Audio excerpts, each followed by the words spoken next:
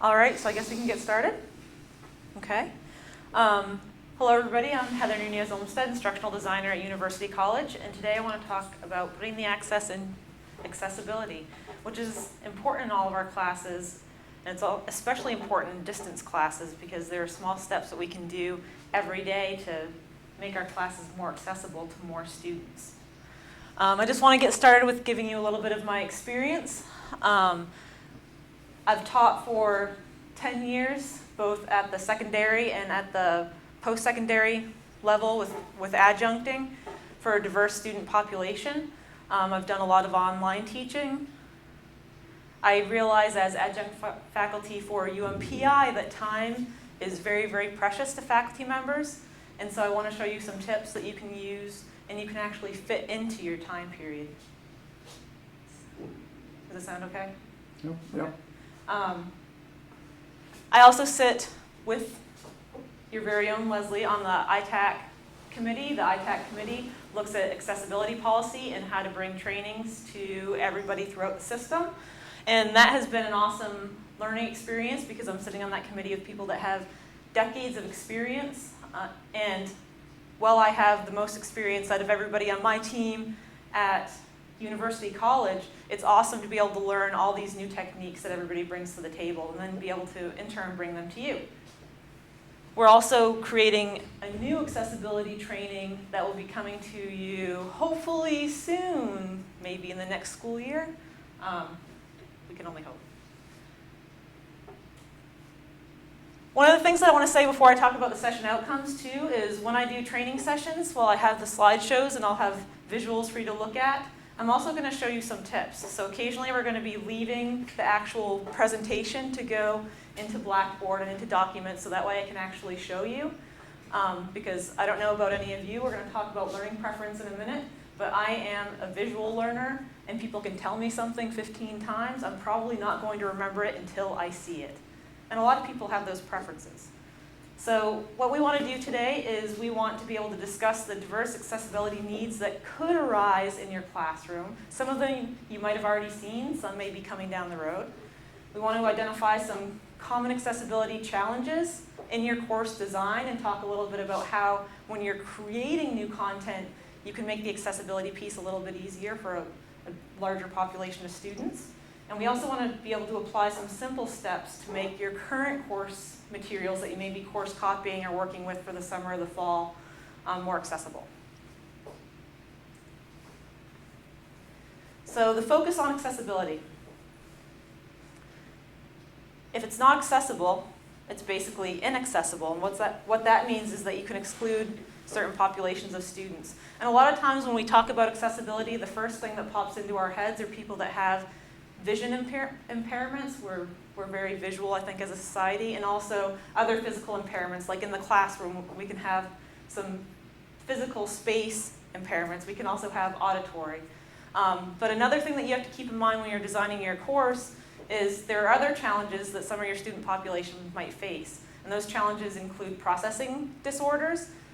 Like I was just saying with the auditory stuff, I don't actually have a disability, but I have a preference for visual. Just like somebody may have a preference to hear something. They may have a handout that they really want to get a lot out of. They put a lot of time, but they have to read, each sentence 5 times to get it. Whereas if they have some kind of reading software read it to them, they can remember it like that. So little tips like that and creating your material so that a reader can easily read it is going to help the students, even if they don't have an accommodation come through student support services. The other thing I want to talk about is the term universal design, because that's been thrown around for quite a while. And originally, universal design started with physical space design. So you design areas so that there are ramps so that people can get from point A to point B. But that those concepts roll into designing your coursework, because when you design accessibly, it's kind of like thinking while you're in the course design process, okay, how can I make this the most accessible to the broadest possible number of students, so that way not only can everybody have the materials accessible in their own time and in their own way, but it saves you a lot of time if you do get an accommodation because all that pre-work is already done for you because you did it already in the design process.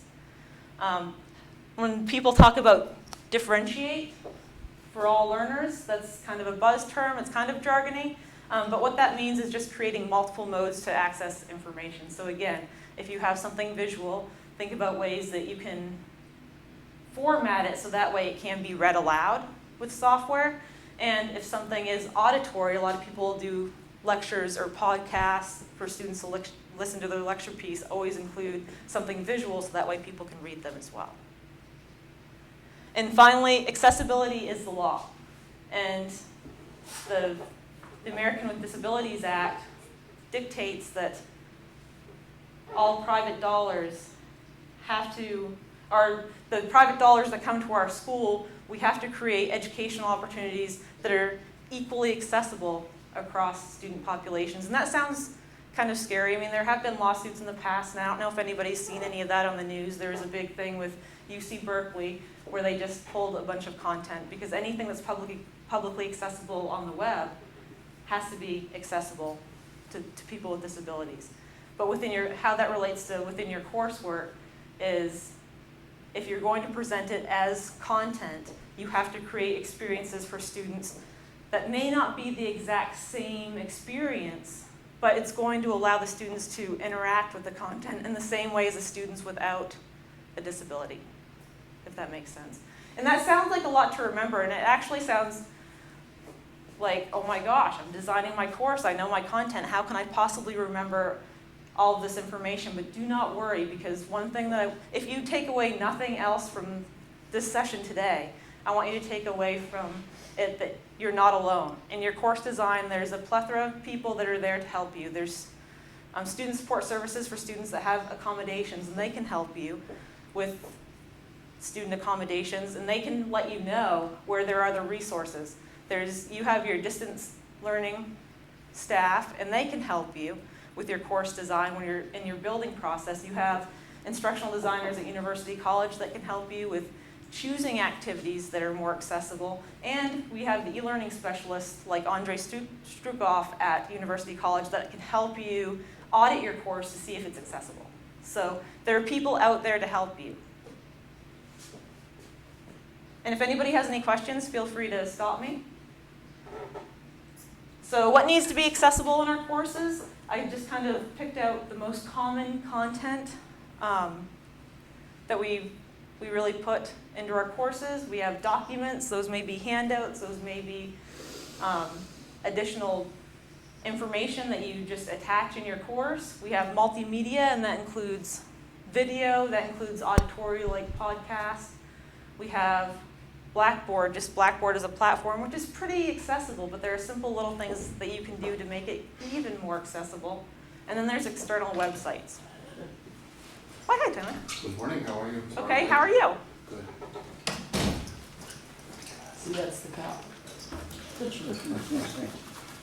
So external websites can be software that you want your students to use. A lot of people use VoiceThread, which isn't accessible yet, but I hear that they're working on an accessibility plugin.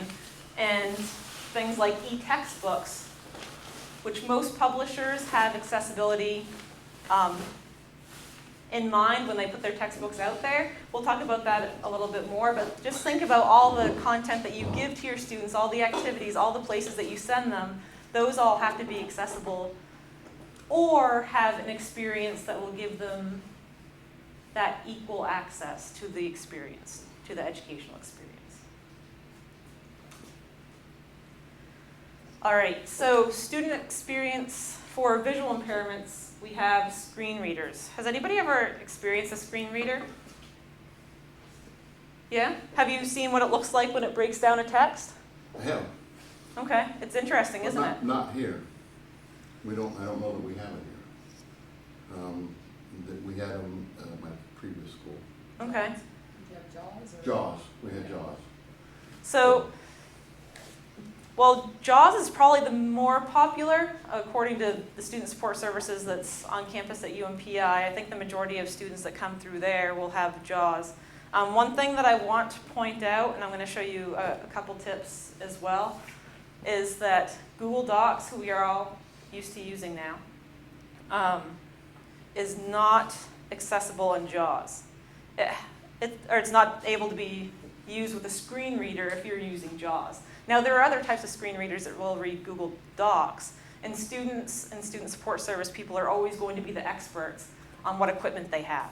So it's always good to team with those people. But the good news is that Microsoft Office products are readable on JAWS, and we all have access to Office through the UMaine system too. So one of the things that I wanted to show you, which is pretty cool, is I don't know if this looks familiar to anybody. Hopefully we're getting away from this. So this is a scanned copy that then is turned into a PDF. So there's a couple issues with this, right? It's not very clear. The biggest issue with this is that any scanned image becomes an image, so it's impossible for a screen reader to read any of it because it just is an image and it doesn't know what it is. So that gets people like some of my undergrad professors really, really nervous because they have file cabinets full of all these great documents that they've stored over the years. The awesome news is that we have great librarian staff. And the librarian staff will help you take your old copies and find licensing or find alternate routes for you to get that information that then you can post, usually in an online format that'll be automatically more accessible. So that is one great, we have the awesome library staff at UMFK, and then there's the off-site librarians too. So you have those pieces down pat. Is there any questions about photocopies or anything? So basically, long and the short, try to get away from the photocopies. Yes, Tony? Quick question. We don't have JAWS here, correct? What? Okay. And so did I understand you to say that we have something that copies Google, or the Google documents? That copies Google documents? Yeah. Well, you can save Google documents as a Microsoft file. Right. And vice versa. But I mean for enhanced reading. Well, the student support service person here would know better. A lot of students will come with their devices. A lot of students will have devices, Okay. and those may be different. So depending if a upon- student comes to me, who do I send them to? I guess is the question. If they come to you and they use a screen reader, Yeah. you're probably going to be hearing from student support services saying the student has an accommodation, they have a screen reader. Daigle. Just Just a picture. good example. Okay. Yeah. I just. Oh, wanted thank to- you, Leslie. I wanted to get that clear in my mind because I know it's not really an IP issue as opposed to an accommodation issue. Yeah. Okay. Thank you. No problem. And that is true. So, that's kind of let's demystify that process a little bit too. If you have a student that has an actual accommodation or processing disorder that's on the books that they've had, well, something like a screen reader, right? That's a vision impaired student probably, and they would have had this accommodation going through.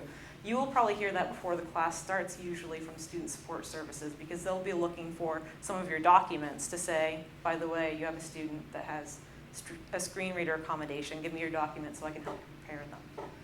So Well, the problem is with the online, because they're all over the place. So they may that not is be- true. They may not be here, and I had one like that, and it had to go through UMA. You were involved in that, I think, wasn't that one student that had a problem, they needed a special accommodation, and we said it was a UMA issue that they had the accommodation that take place there, even though the class was being taught by me. It was an unusual circumstance, That is unusual. yeah. But yeah, never fear reaching out for help if you run into a situation like that, because whether you call, Lonnie and Leslie, whether you call me, we'll all work together to make sure that not only accommodations are met, but student needs are met, and help with or transferring your documents to an accessible format is done. I may not be able to do everything, but I can certainly find out who can help you do everything. If that makes sense. Thank you. No problem. So I wanted to take a look really quickly, since we were just talking about Microsoft Word and some of the accessibility things that you have available to you on Word. So one of the first things that we have is, has anybody ever used the Help Me Find little bar in Microsoft? The It's global super search, handy. it's a Yeah. global search, yeah. Yep. So if you just type in here accessibility, oops, it helps if I spell it right. It'll bring down the drop-down menu and it'll open up accessibility checker right here. And then it'll actually tell you things that are troublesome in your document. So you can just go through one by one and say, oh wait, this table doesn't have a header. And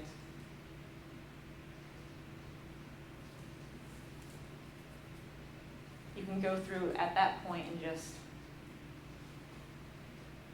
switch the headers, switch the text to headers. So that's a really cool tool, because if you can get a pretty green light on that document, then when you upload that, if you decide to hold them in your Google file, your tags, they call them, I know it's kind of jargony, but when your headings are set, it's called tagged. And when you upload that into your folder, the tags will stay. And then when you attach that into your class, it'll still be readable when people open it up. Any questions?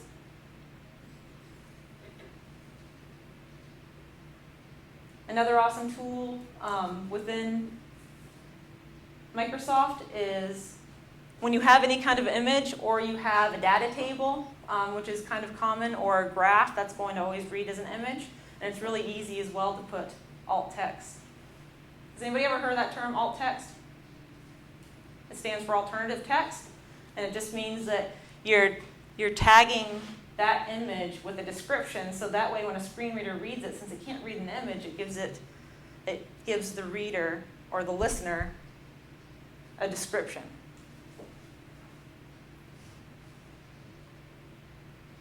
So we have to go in and identify each of the images with a description when it pops up like that, correct? Yep. That's what you're saying? Yep.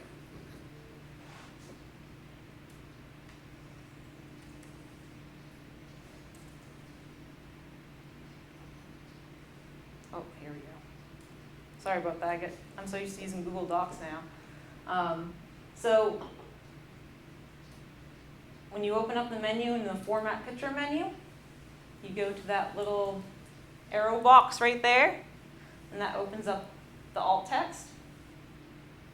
And you can put in the title. I previously put in their chat icon.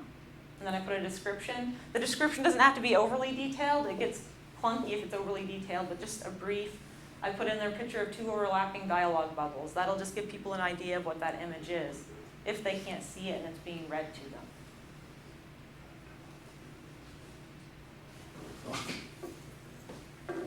Any questions?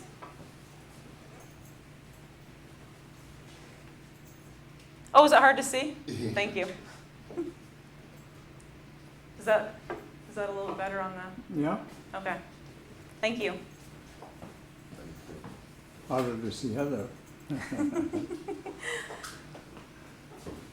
All right, so if there's no other questions, we're going to look really quickly at Google Docs. So Google Docs also has some tools at your disposal. And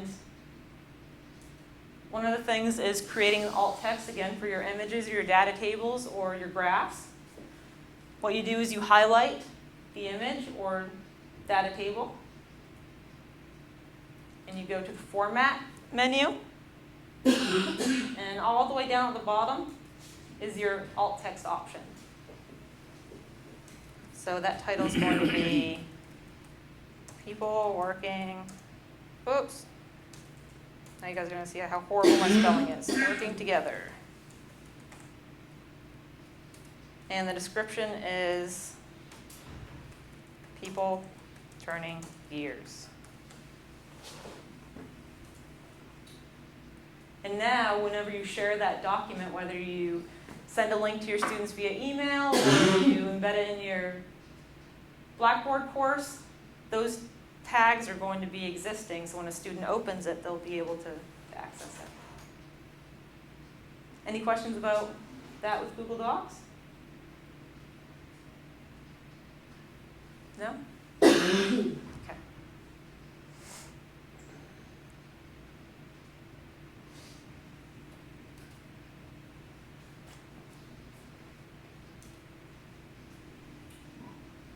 All right, so now we're going to talk a little bit about multimedia. A lot of us use multimedia, which includes videos, images, audio files, and it's a great way to differentiate. We talked a little bit about differentiating for different students' needs and different students' learning styles. For visual people that need that visual pop, for people that have auditory impairments, for people that just learn better from seeing, you know, those tools that we have at our disposal, like using images and infographics and things like those, are an awesome tool to help students connect with information. We just need to make sure that we make it accessible to students that can't take in that visual information. So one of the things that I wanted to do with you all was I want to do a little activity. I have a video here from the University of Washington, and it's a promo video for how awesome they are. So what I want to do is I want everybody to close their eyes, and I'm going to play the video. And afterwards, it's very short, afterwards you can talk about what you took away from the video. Okay. Close your eyes.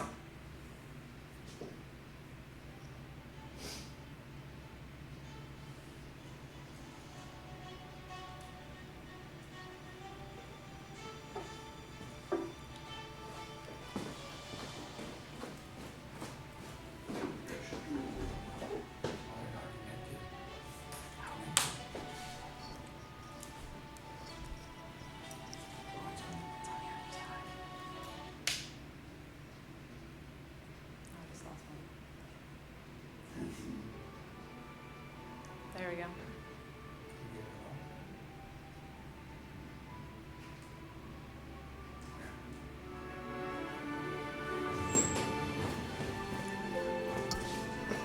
Okay, so now everybody can open their eyes for the last couple minutes of that video. I wanted to show you that they're giving us a tremendous amount of information in this video with just the music in the background. So if somebody has any kind of impairment for visual and all they get is auditory information, they're really not going to know what the heck is going on. So in this case, the best thing to do, well, maybe somebody in the audience has an idea. What could you do in this case to make this video more accessible? People that may not be able to see or be seeing impaired. Did you say people can't see or can't hear, like me? So if somebody had a visual impairment, is there anything we can think of that we can do? A narrator. Well, yeah, you have a narrator like they do on Yeah. PBS. So you'll see this does actually have some of the cues, but what the cues are missing too is that kind of transcript that goes with it that tells you what kind of information. So it gives all kinds of accolades on the success of the university, but somebody that needs to have a printout or needs to use a screen reader, having a transcript of what that information actually says would go a long ways. So how do you do that like they do with like my smart TV? I can have a function that can actually narrate for me. So Well, that's actually an awesome question. There's lots of software out there that can read to you. Even Kindles come with software that can read aloud, and there's lots of apps that you can use. Students that have the accommodation will probably have their own thing that they use, but for you personally, for you to use, well, we can make an appointment. I can give you all kinds of different web apps that may work for you personally that we can try out. it was just a general question. I'm just curious of how that works in our world. And that is a good question. But there are, Software that lets you do that. Pardon? You don't currently have software available that lets you do that. I don't. We don't on campus. No. but there are some web tools that you can use that'll even read websites to you, which I know a lot of students just use just to listen to their classes instead of actually read them. So there's an open source type of web? There's a couple that are actual browser extensions, and then there's a couple that you actually download and you keep on your computer, and those will work for more than just web. Those will work for things on your desktop too. Do you have a name or two that we could look up? Yes, I was thinking I'm going to have a packet of resources that goes with this presentation. Maybe I'll just make a bunch of links to those, because again, you know, they all have kind of, some of them are subscriptions, some of them are very low pay cost, some of them are free, and they're all going to have a different feel that people either love or hate, but we can certainly leave all the links and the resources, if that's That would be helpful. great, thank you. You're welcome.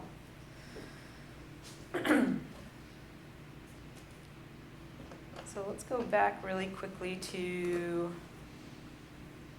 closed captioning. So, does anybody do videos on YouTube? Sometimes. Can we post them? Make the Mhm. video and post Yeah, them for somewhere? students. Tony, you do videos occasionally, don't But you? the videos I use are already canned and formatted. I don't do my own videos, if that's what you're asking. Okay, well, we're going to go really quickly,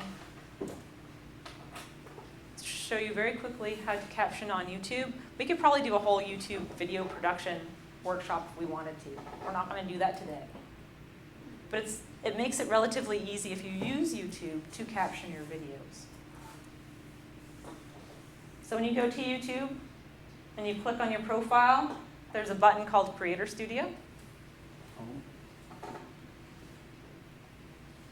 And there you can see all your videos that you've actually uploaded. And when you click on any given video, it'll open up a menu along here, with the last item being closed captioning. And then you just go to add new subtitles, and you choose English, usually.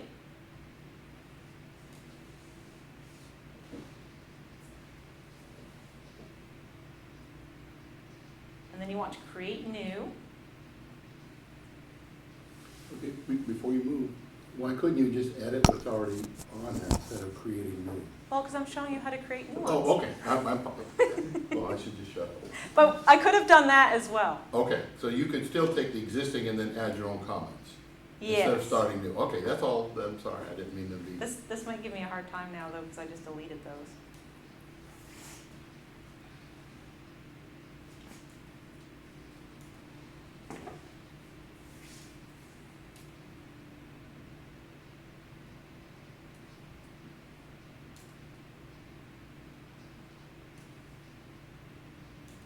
Let me go to another video.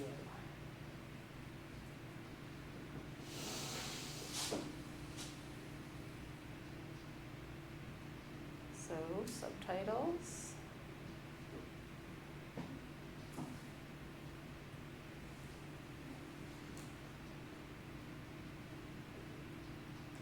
Why did I subtitle everything? Oops.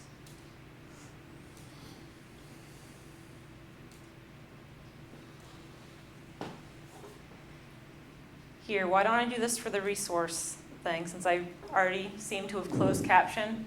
I know habits are hard to break. Why don't I create a video I'll create a new video on doing the closed captioning, and then I'll walk through the closed caption process with that for people to access. Will that be okay? Okay.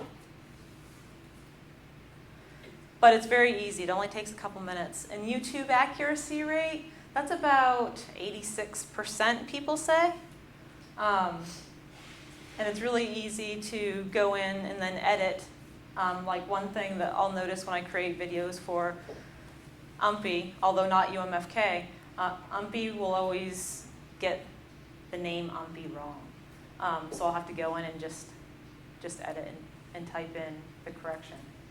But it makes it very, very easy. It only takes about 3 minutes maybe, depending upon the length of your video. That's average for a 5-minute video. So it doesn't add too much to your production time.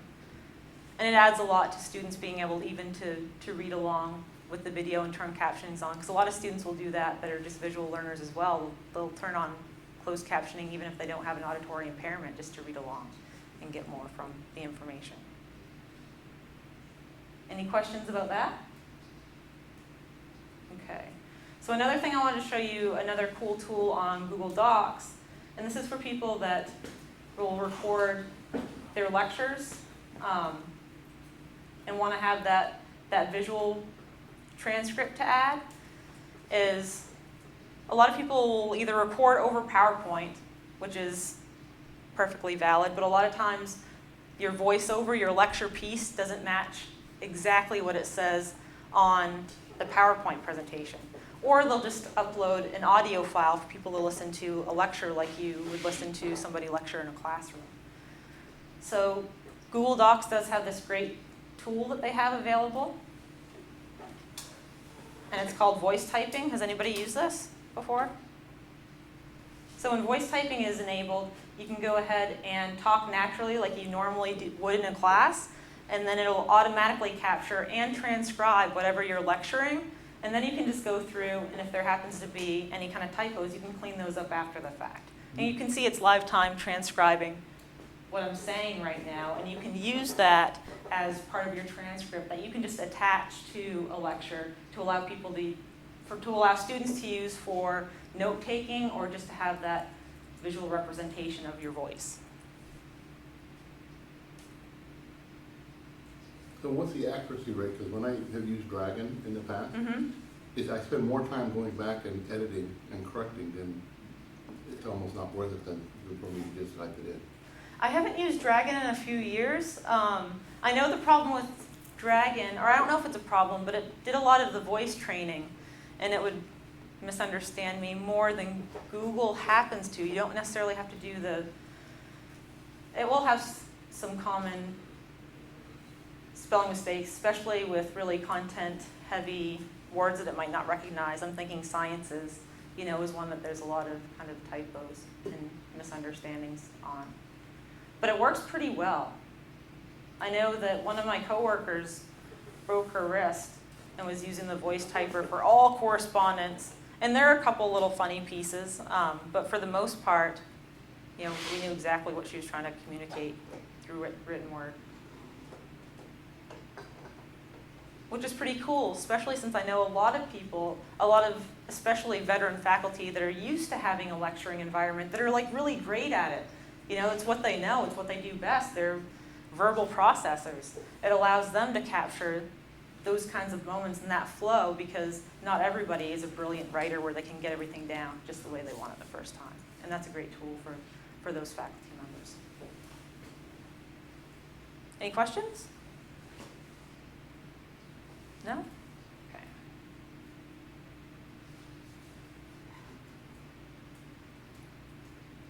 So with Blackboard, in my intro I said that Blackboard is pretty accessible. It is pretty accessible. They have whole scores of people working on their accessibility side. That being said, in our design process, we can also do things to make it even more accessible to students.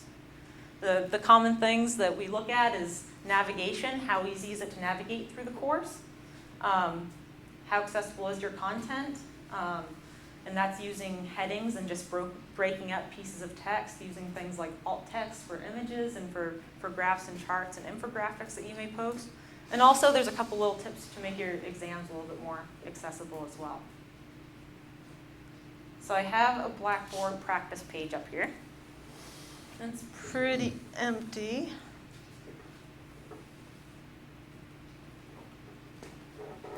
And first I'm going to start with some sample content that I have in here.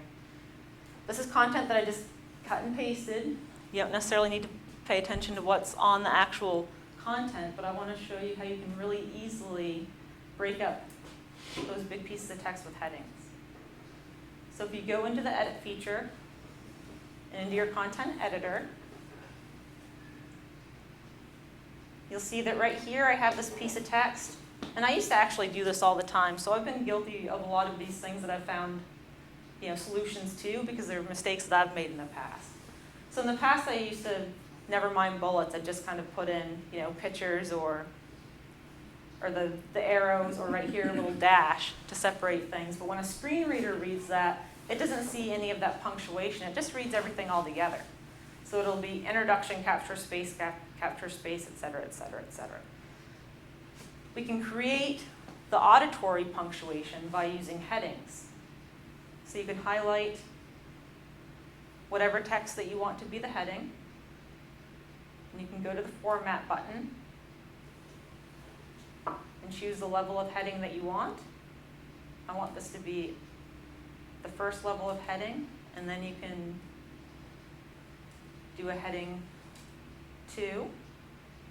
And it's also really easy to go in and just bullet point, because again, the bullet points or using the list points will create that auditory punctuation and create those breaks, so your information doesn't all run together. And so that is one easy way. Never forget to click submit.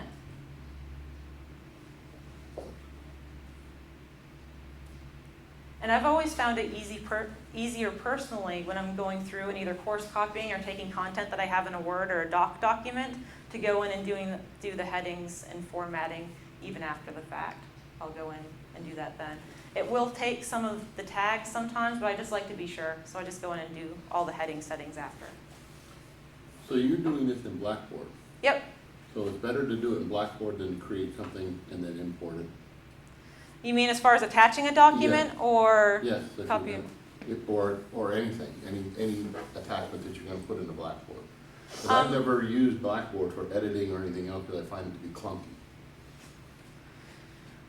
Is there anything specifically that you find clunky just about the content editor itself? Yes. Well, there's nothing wrong with having attachments in the course, and those can certainly be Let me accessible. explain it this way. It's like sometimes like a long email. Mhm. I'd rather put it in Word so I can format or do auto check, spelling and all that. Mhm. And then I copy and put it in as opposed to writing it right into Blackboard. Because Blackboard doesn't do a lot of the functions that I can do in Word. And that's the experience I've had with exactly what you just did. Oh, that it strips the headings and stuff like Right. that? Yeah. Yep. And- I don't know if anybody else has done anything. Yeah, we don't recommend people to copy and paste from Right. Word to Blackboard because it will break a lot of the formatting. It will. And Yeah. even from docs to into Blackboard too, which is why I always get in the habit of going through and resetting my headings and my bullet points because of the formatting stuff. But, I mean, so long as your navigation is easy to navigate and students are told, one of the biggest barriers I think with navigation in Blackboard is everybody's going to have different styles and different ways that they set up their class. The keys to the kingdom is really in your course design the first couple weeks of the course, making sure students know how to navigate through your class so they know how to get to the content in the order of the content. And if they know that, if they know that their reading materials are going to be attached Microsoft Word docs or Google Docs, then I would say, that's okay, so long as you have that messaging and that continuity to allow them to navigate easily. Does that answer your question? Okay, so now what we're going to do is we're going to look at doing alt text for images within Blackboard, because I know a lot of people use images in Blackboard.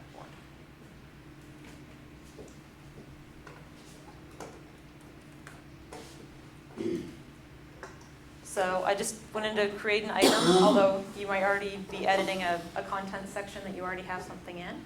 To add a picture in, just as a refresher, you go to the little button, again, little button right here, it says Insert Edit Image.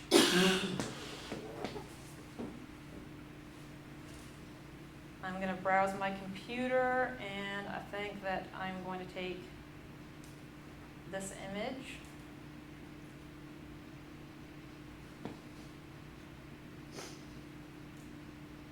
When I scroll down, I see that's pretty large. So here we have the image description and the image title. And again, this is the alt text, just like we saw in the Microsoft document earlier and also in the Google document. And this allows a screen reader, when it's on Blackboard itself, to see that data in there, to see what the image is trying to portray. So my title is People. Description is People working collaboratively.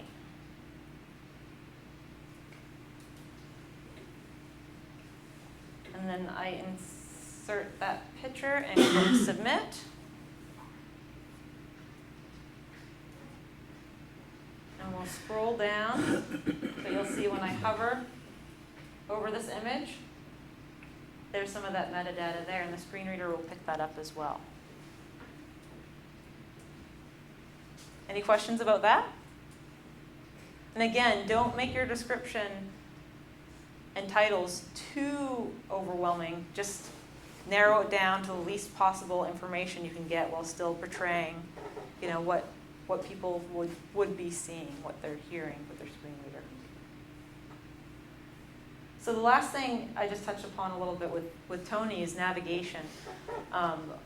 For accessibility, you really want to try to design your course with the navigation buttons with as few buttons as possible.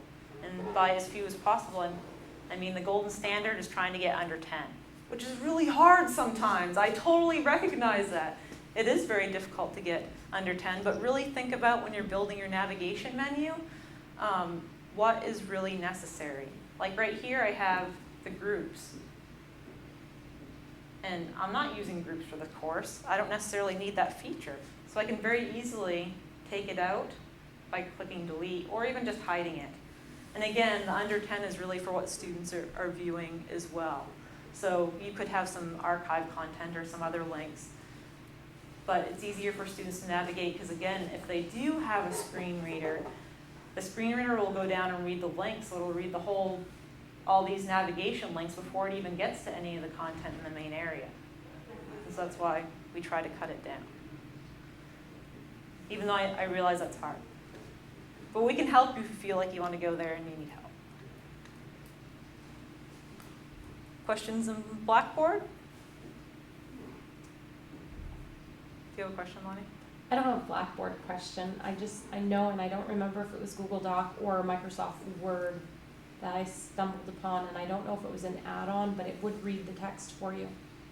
You know what I'm talking about or where that's located? Yes, text to voice. Yes. It's not in Microsoft. It was on Google. But I think that one of the updates, I've been looking for it for a little while actually. I think that one of the updates took it away. Okay, because I had seen it in the past, and I haven't been able to find it again. Let me write that down to do a little bit of research on too, because I bet they just moved it someplace. Or it could be like you have to add it back on. That could be. They might have made it an extension. Yeah.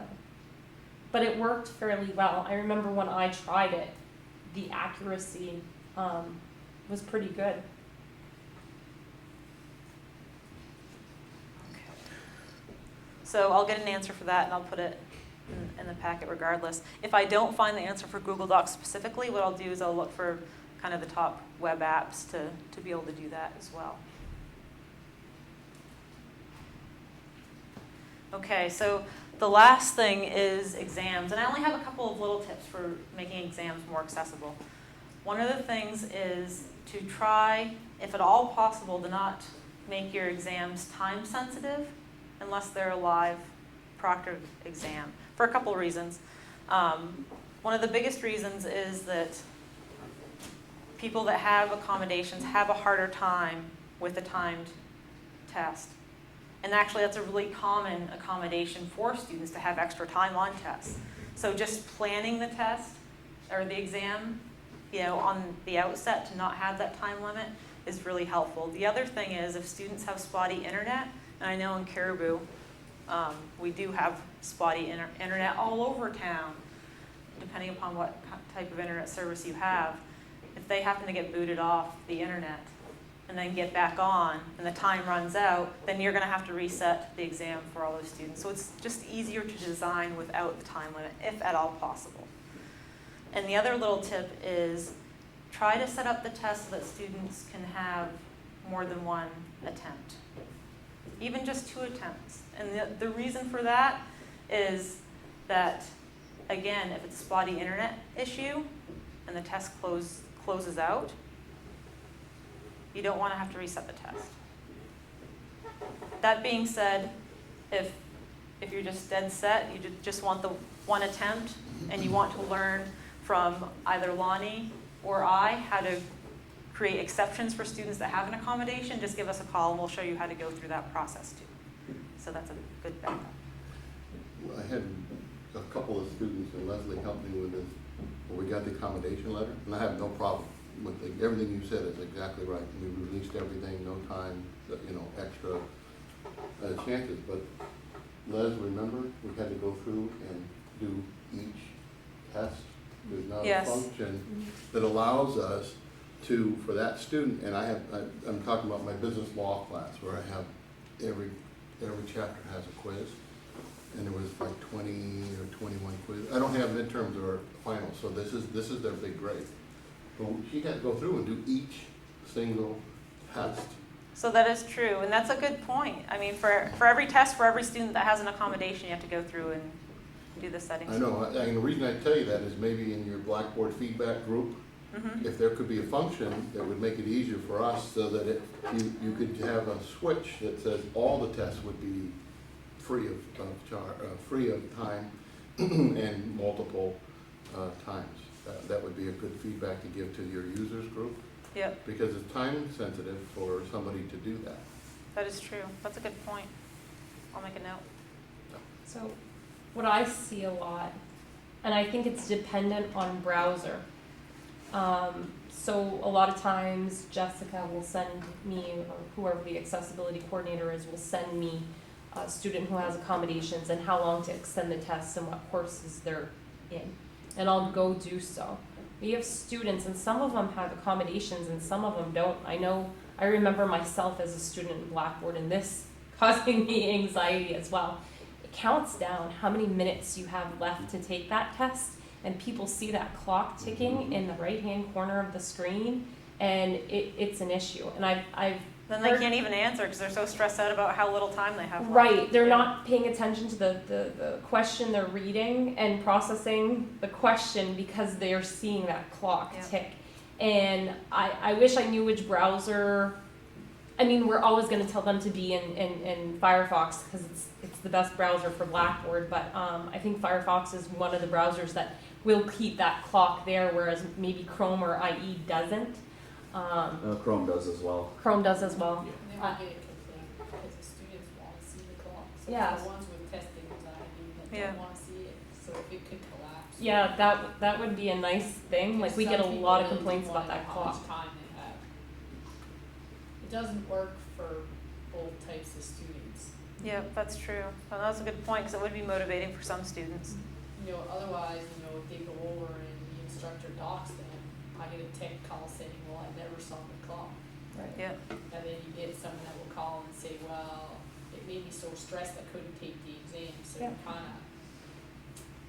And it depends. If some of the it's hard to tests, satisfy both users' needs, I guess. some of the tests are set up to auto submit, so they can't run over the time. It just locks them out, and then they Yeah. wonder why the test closed out on and them they wonder why they because failed. they didn't see the Because they clock. never saw a clock Yeah. on it, so So- it's definitely browser specific. I just don't know which browser is which, but I do know the people that do have accommodations, I've heard that as an extra from the accessibility coordinator. Yes, you put the accommodation, you extended the time, but now they have this added level of anxiety because they're seeing that clock. And I have no way to turn that off. Yeah, it would be good if they could just minimize it. I wonder if there is a way to. I haven't found it I'm gonna yet, ask around but too that though. would be good to know. I'm gonna I find out think- which browser it is too. I think Firefox has the clock and Yeah, for Internet doesn't have it. If Internet I'm- Explorer doesn't have it. Yeah, I think that's how I don't know remember it. how Surface is handling it. I don't either. I didn't think that Chrome had the clock except for after the fact when you gave the results. It shows It does. how long. Because actually, It I does? took one of Tony's classes last semester, and it followed me down the entire time. As I was going through the quizzes. Hmm. I will check it out though to see if there's anything anybody anywhere all over the system has found. I just know it was an issue last semester. The accessibility coordinator was trying to see if I could turn it off, and there was nothing I could do. But that is a good point because a lot of people are going to struggle with that. Any other questions about Blackboard or exams? No? Okay. So websites and tools. I love Web 2.0 tools. I love them. There's so many awesome apps out there and so many awesome websites and places to get content. I've found the easiest way to find out if a website is accessible or if an app is accessible is just to call their customer support, not call, but send an email usually, and ask them, is your content accessible? And they'll send you an answer, either yes or no. If you can't reach a person, I had a problem. I was creating on one of the Web 2.0 tools some flashcards, and I couldn't get them to respond to me on whether or not these flip flashcards were accessible or not. And so I ended up having to call our e-learning specialist, Andre, to say, hey, can you run this through the web accessibility checker? Now, there are free web accessibility checkers out there you can use yourself, like browser extensions, but they're really confusing to read. So unless you have pretty advanced skills, way more advanced than mine, it's easier just to call an e-learning specialist. Do you use one yourself, Leslie, here on campus? No.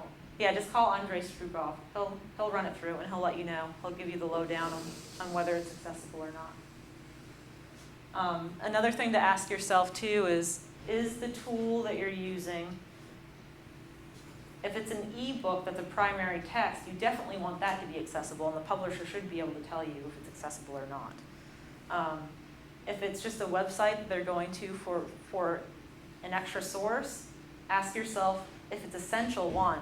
If it's not essential, maybe instead of making it primary content that students need to have to be successful, maybe add it to a list of possible resources that students can use, including some other resources that are accessible as well.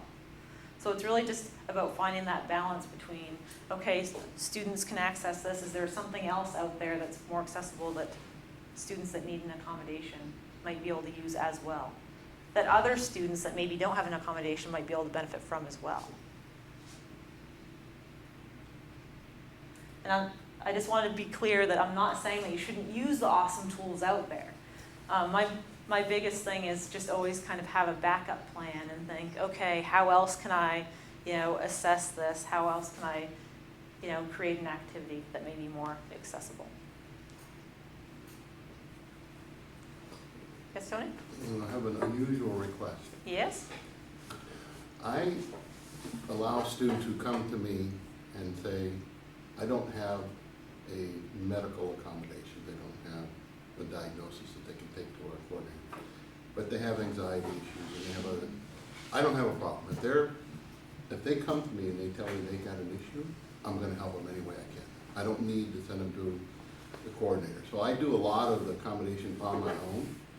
The problem is I'm not fluent enough to know all of these additional apps or readers or places that students can get that help. And I'm wondering if you have a resource that has like a one-page stop on e-readers or other things that could help those kind of students that need that extra. Because I'll give them extra time, I'll do anything to help them, but they don't really want to be part of a ADA process with our coordinator here, and so I'm And sometimes they can't. Sometimes they're non-traditional Right, students and that that's- have been out of school for so long they don't. A third of my students Yeah. are that way. Nursing has a lot. Also, they're older students that come in and that they're embarrassed to go get help or something like that, so they come to me. But I don't have all the resources to give to them like what you were just talking about. And I'm wondering if there is a page that has, I do have, that I'm going to put in the resource folder, like a 12-step checklist of, is your course accessible? That you can just kind of use to self-assess. It's not meant to be used for any kind of, portfolio process that you use when Okay. you're, I'm when you're going looking through more a for review. but- URLs or websites that I can hand to the student, say, here's where you Yeah. can go to get this kind of information. All right, and that's what I'm looking for, because I don't have that. Otherwise, I have to send them to the coordinator, which they should have that kind of information. I don't even know, Jessica's really new, and I'm not sure she's up to speed on all that. Ready to go. Pardon And me? I, Ready to go. She's ready to I go? will say as well that I'm going to collect maybe what I'll do in that case is I'll collect some of the resources that I've worked with. I'll check with my team too to see if they have anything better. And then maybe I'll pass that through Jessica, was it? And see if she has anything to add before we hand it off for the resource repository, if that works. In Blackboard, we have that faculty, The forum, we have that forum. yeah. Heather has added a folder within the forum where any resources she has that she thinks UMFK can benefit from, she's been adding into that folder. So Right. that's. I've been in that folder, but I'm looking for more specific detail. So, for example, where would you go to download Text to enhanced voice and readers voice or- to text. Yeah, those kinds of things. Yep. We don't have that. And I'm not, this is not pointing the finger at anybody. I'm just saying, it would be another tool that I could give the non-ADA students that or need that extra resources. Does that make sense? Yep, Okay. and now that you vocalize that, I'll put those specific resources in there. And maybe what I'll do is I'll share a Google folder with just accessibility stuff, so it's easier even for you to find within that, and I'll just share that link Okay, great. with Lonnie. Thank you. But again, remember from the very beginning, if you take nothing else, I realize this is a lot of information, and if you look at the whole spectrum of accessibility, I mean, somebody could probably do an all-day workshop just on creating accessible PDFs. We don't need to do that unless we need to do that, because everybody has resources available. Student support services, we have the learning designers, the instructional designers, the distance learning staff. All of these people are there to pull together to bring all the resources we have to you, the faculty. Any final questions or anything? Do we have time to share a story? I have an awesome story about student success with accessibility. So I was talking with a colleague, faculty member downstate the last time that I was downstate, and she shared with me the most awesome accessibility story. She had a vision impaired student in her web design class, and which boggles my brain thinking about coding and being vision impaired, but the student was a rock star and was an awesome coder. They had just, which I don't know very much about code, but they just worked on code for making like shapes and stuff on the page. And excuse my non-technical language. And then they were moving to the design process and the planning process. And so what this instructor used was mind maps. Is anybody familiar with that? Like MindMeister, where you create the bubbles with all the interconnected pieces. Well, she had done this for a while, done this activity for a while, and didn't necessarily have an accommodation. She got to the activity and she was just planning on talking to the student support services personnel and the student to see how are you going to work with this activity? What can we do instead? And the student came up after the class, after she was describing to the class how she wanted to the students to do the planning process with the mind mapping. And the student said, so basically what I heard and what you want is just like we were just doing with the programming of the shapes, and I can just code this, right? So the student came up with a solution even before the faculty member, because they know what they know and they know what they have access to for equipment. So sometimes they're, the greatest resource that we have, especially if they have an accommodation like that. So I just thought that was amazing. I just wanted to share that. Brilliant students at work. And great flexible faculty members at work as well. Thank you. Thank you. Thank you very much.